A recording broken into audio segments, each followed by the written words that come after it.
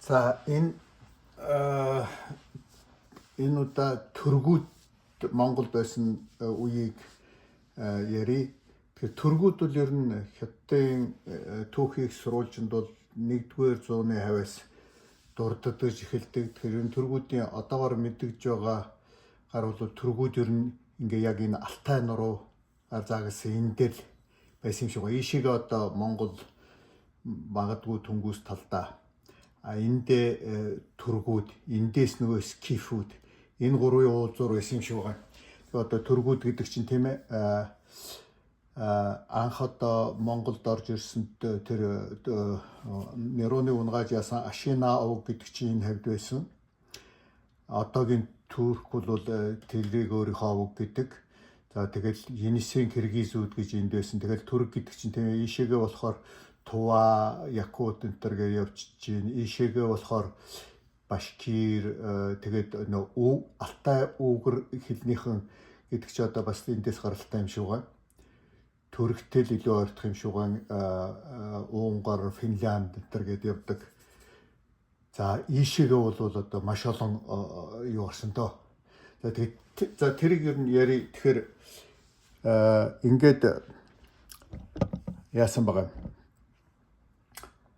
Монголд бол тэр тийм бид ингээд их том гүрэн болсон гэсэн тийм ээ. Тэгээд тэр чинь юу байсан шүү дээ. Эхлээд Буман хаан дүүн нүлүүнээ Штэм тэгээд энэ хоёр чинь ийм нэгдсэн төрөг байж яснаа сүүлдээ иргэний эвдрэлцээд яасан зүүн төрөг баруун төрөг нь болсон. За тэгээд тэр үед чинь Хятад бол нөгөө тан Суэ улс гэж 581 онд байгуулагдсан. Тэгээд нөгөө Хятадыг үндсэндээ дахиад нэгтгэсэн. Нөгөө хойд өмдөө тэр бас их сонь тэр Суэ улс бол бас тийм нүүдэлчин гаралтай наазах нь удирдлага нь бол бас тэр нөгөө завсрын нутгийн нүүдэлчдийн уламжлал цэргийн арга барилыг авсан тийм удирдагчтай улс байсан гэдэг. За тэрний дараа гарч ирсэн там бол одоо ханы дараах шиг Хятадын одоо сэргэн мандалтын 2 дахь одоо гол үе гэдэг. За тэр яагаад гэхээр энэ төргийн үетэй их холбоотой. Тэрний чи анх байгуулсан хэм бэлээ тэр чин бас Сямби гаралтай. Сямби ээж тэвлүү тийм улсууд байсан байгаа. Тэр байтга одоо тэрний хүү түүхэн Тайзон гэдэг Хятадын одоо ерөөсө хамгийн алдартай хамгийн нэр хүндтэй юу н император нь 625-аас 650 орчим оны үед удирдагч байсан. За тэр хүн чинь бол одоо энэ өөрөө бүр тийм нүүдэлчин гаралтай тэрийг их мэддэг ордонд байх дургүй хөдөө хойр амьдрах дуртай энэ тийм хүн байсан гэж байгаа. Тэгээд тэр хүн бол ер нь Хятадын түүхэнд ингэж ярьдаг. Анх удаа одоо энэ нүүдэлчдийг нөгөө хооронд нь яаж ингэж гадуурхаж гэдэг юм уу ингэх биш. Одоо тэгшэрхтээ өөрийн болгож одоо эсвэж авсан гэж Хятад бараг. За тэгээд төгөөч орохгүй ер нь 600 хэд онд билээ 641 57 онд билээ ингээд зүүн барууны чинь эхлээд барууны дараа зүүнийг ингээд тэр гол нь тэр ах トゥ нарын хоорондын хямралыг ашиглаж ягаад яаж байгаа штэ нэг нь бол өөртөө татаад дараа нь тэрнтэйгээ тусламжтай нөгөөтхийн тэгээд энэ төргүүд чинь танд эзлэгдснийхаа дараа тэр Тайзонгийн чинь бас өөрийнхөө төргийн хаан гэд тэгээд Тайзон бол өөрийгөө энэ Монгол Туазыг эзэлсэн төргүүдийн хаан гэж тэднэр нь хүлээн зөвшөөрөөд тэгээд төрөг Хятадын хаан гэсэн маягтай ийм том болж исэн тэр тан улсын одоо алтан үе гэдэг нь тэр ягаад тэгэхээр тэр үеч одоо энэ торгоны зам хүртэл одоо маш их сэргсэн. Торгоны зам гэдэг чинь тэгж эхнээсээ 1-р зуунаас эхлээд дандаа сайн байгаад байсан биш. Тэр хаан тааны үе сэргээд бус үед нь унтраад байхгүй болох гээд За ялангуяа тэр сүүлдээ далайн тээвэр гараад ирснээс хойш бол бүр байхгүй болсон юм шүү дээ. За тэгээд яасан гэхээр тэгээд энэ дараа нь тэгээд яасан штэ. Энэ хоёр дарагдсны дараа хоёрдугаар төргийн улс гэдгийг чинь ёстой нөгөө манайд орхны хөндөд хөшөөнүүд нь байдаг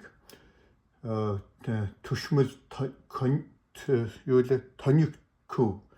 Тэр чинь бол 40-50 жил хэдэн хаанд амьдсан одоо их том ухаантай тийм төрийн түшээ байсан жанжин.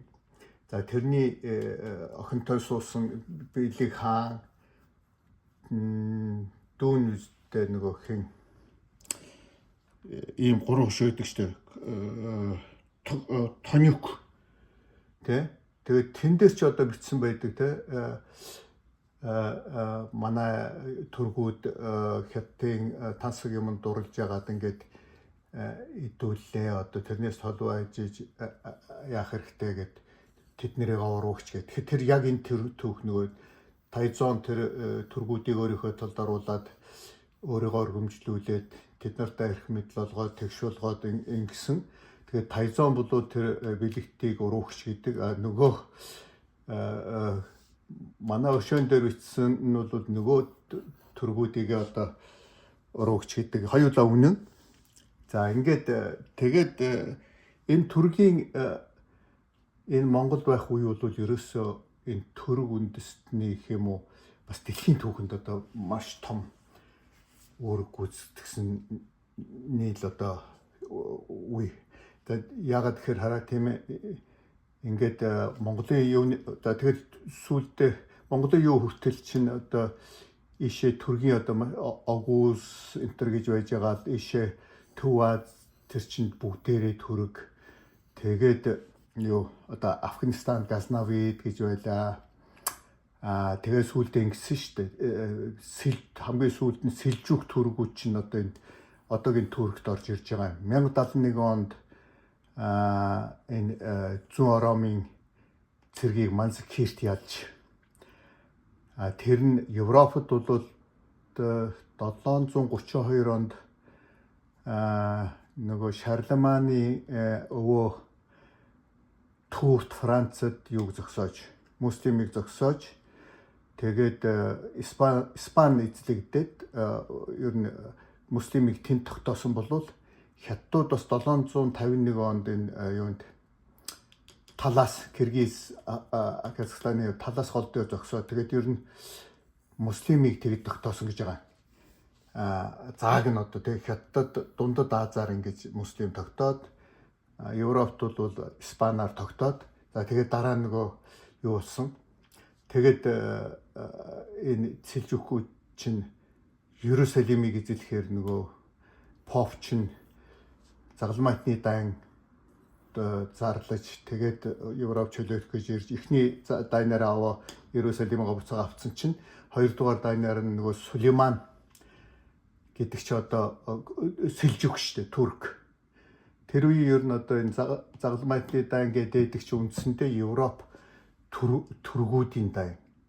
Арабуудын биш, арабууд өнгөрчихсөн. За тэр төрөгдөө бол бүр хамгийн алдартай Сулейман логивер хууль тогтоогч Magnificent гэдэг ухаантч гэдэг тийм бас тийм одоо тоолоронт хүн байсан гэж ярьдаг. Хамгийн алдартай л да. За цэргийн жанжин хин Саладин бас Курд тий.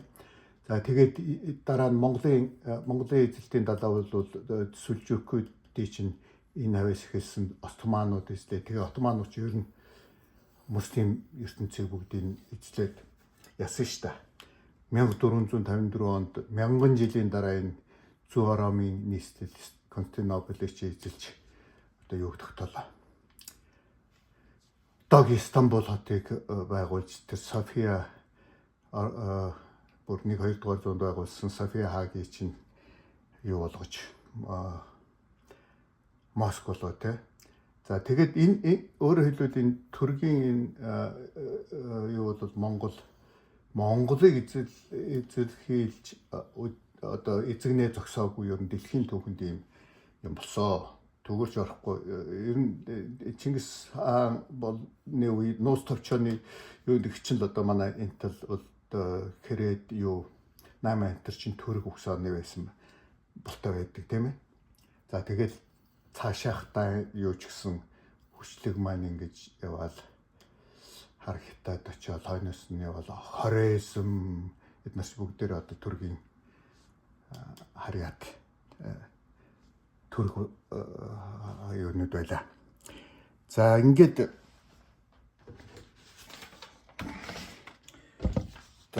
сүүлд яасан гэхээр таны дараа бол төргүүдийн чинь бас яагаад тантайгаа арсалдж явах үед уйгурын тусламж авч байгаа юм. Уйгурууд бол энд байсан. За уйгуруудын онцлог бол энэ нөгөө юуны Ираны соёлын нөлөөтэй. Тийм учраас дээр үеэс тэр рүүн бичиг, брахман бичиг энэ төр ороод ирсэн маникизм нөгөө Зороастранаас гаралтай маникизм шашин тэр чинь бараг л одоо христийн шашин шиг дээр үеийн шашин. Бараг христийн шашинд нөлөөсөн өмнөхөн ч байж магадгүй гэдэг. Тэгэхээр харьцангуй одоо энэ талын ард түмнүүдийг бодвол илүү одоо соёл иргэншилтэй ойртсон хөгжсөн юм юу байсан гэдэг. Тэгээд бас юутэйг хятадтайгаа одоо энд байсан бусад нүүдэлчдээс илүү холбоотой, илүү найрсаг гэх юм уу. Одоо олон уйгур хаанууд бол хятад авгаатай, хятад авгаанаар нь ордон дэх нөлөөтэй тэр байсан гэж энэ номонд бичсэн байгаа. За тэгээд тэр үед бас нөгөө уйгурын үед чинь одоо тэр нөгөө энэ худалдаа юу их сайжирч ийсэн ялангуяа араб Судан гэж одоо Төв Азийнхны худалдаач гэдэг. Тэгэл дараагийн Монголын баялан дагуулт үедээ Чингис хааны үеч гэдэг юм уу тэр юм түүхэнд гараад байгаа юмнууд бол ер нь энэ уйгураас үлдээсэн юмнууд бичиг үсгээс ахуулаад Ховлын хааны үе Монгол бичиг чинь хүртэл уйгураас гаралтай тийм ээ.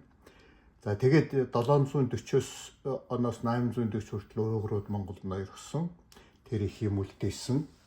За тэгээд уйгурууд нь бас яаж явах үедээ нэг тийм докторгүй үедээ Киргизээс бас тусламж авсан байдаг. Тэгээд Киргизүүд тэрийн далимдуулж эзлээд Монголыг бол 840-оос Киргизүүд эзэлсэн.